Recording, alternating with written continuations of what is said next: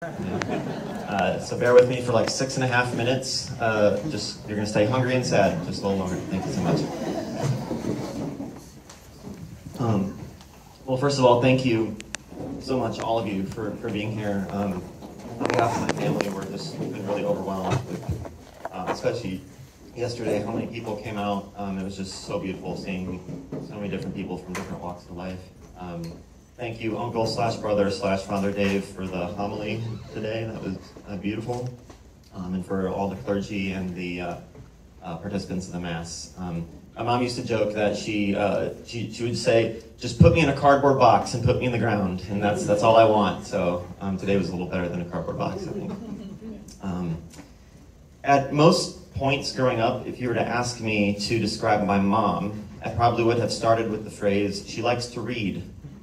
I don't know if this is true for everybody when they're kids, but for me, I used to have this kind of oversimplified, two-dimensional image of my parents in my head. There was my mom, who had glasses and liked to read, and then there was my dad, who liked to hunt and had a bald head. But for what it's worth, it is true. She really did like to read. She read all sorts of different types of books. But if you were to ask her favorite genre, she would say the hunky Highlander books. I'm assuming those are books with like muscular Scottish men that climb mountains, but I honestly don't know, and I honestly don't really want to know. But I know she had my dad's blessing to read those. But it was amazing when she would get locked in on a good book. She really would, as the obituary said, she would read entire books cover to cover in one sitting. I can vividly recall her buying me the newest installment of Harry Potter, and she would say, after dinner, I'm just going to read a little bit of it, but then you can have it tomorrow morning. So the next morning at breakfast, I found out she had read the entire 800-page novel cover to cover overnight. I also remember one afternoon a few years ago, she was so engaged in whatever she was reading that Hannah and I decided to try a little science experiment. Our hypothesis ended up true. We successfully turned around every single piece of furniture in the living room before my mom looked up from her book and noticed what we were doing. Yeah, when she was reading, it was amazing. From the outside looking in, it was like nothing could stop her, right? You know, she just kept going. My mom did have this weird quirk, though, when she'd read. She would get like 90% of the way done with the book, and then at the height of suspense, she just couldn't take it anymore, so she'd flip and read the last page or two. And she, this always floored me because, authors put pages in a specific order for a reason. But, she'd go back and read the end, or she'd read the end, and then she'd still go back and read the last few chapters, because she insisted that reading the last 10% of the story, even after she had spoiled the ending, it didn't ruin the last 10%. So all of that to say is, yeah, she liked to read.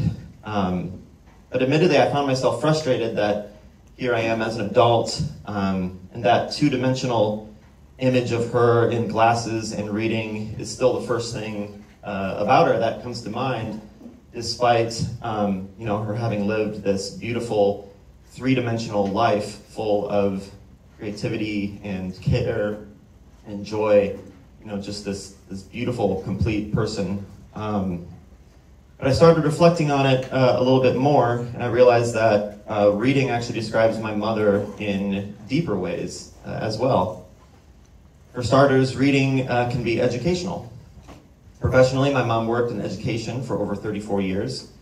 Hannah and I never had mom in the classroom, but we still knew that she was really good at her job because in addition to seeing her stay up late all the time grading papers and doing prep, Hannah and I can't count the number of times somebody would come up to us and say either, oh, we loved working with your mom, or oh, your mom was our favorite teacher. So we knew she must have been really, really good at her job. Reading can make you laugh. But like my mom, books, they're not the kind of funny that they have to show you why they're funny, like a movie or TV show.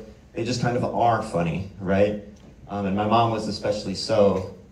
Even in her last few days, she's in hospice, and You know, she's in and out of consciousness because of all the pain medicine she was on. She was still displaying her quick, effortless wit. You know, we'd roll her down the hallway and she would do a little princess wave like she was in a parade.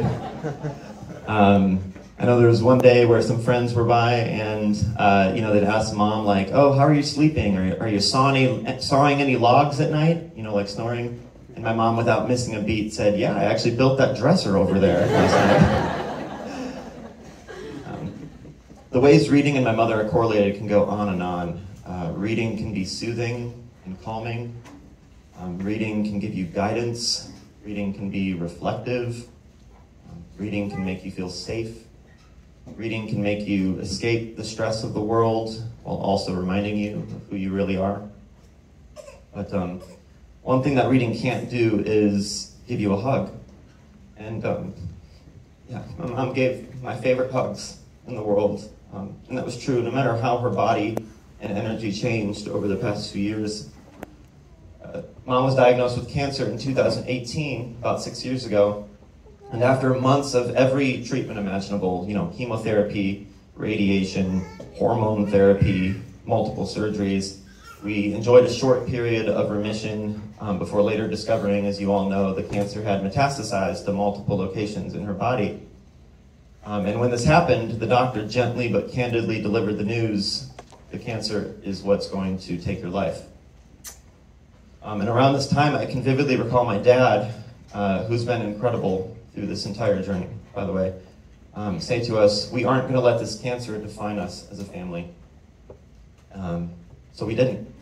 Mom continued for over 3 more years after that point with treatment after treatment after treatment. And despite the war that was happening in her body, she never once complained.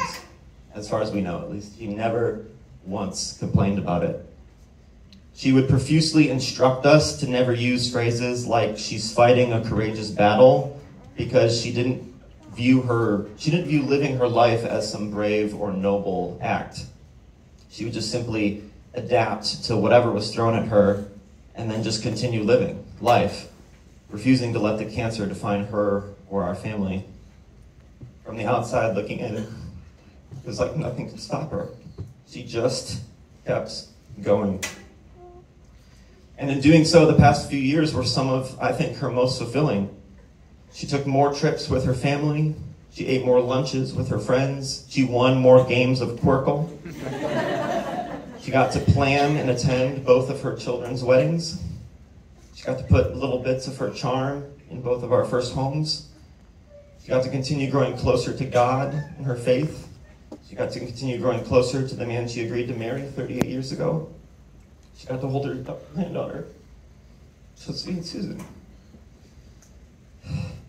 My mom was about 90% of the way done with her life when a doctor told her how her story was going to end.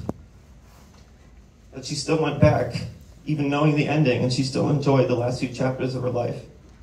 And, I think if we were to ask her today, she would insist that knowing the ending doesn't ruin the last 10% of your story. So yeah, my mom liked to read. She loved us. And so we will love her and share her story forever. Thank you, everybody.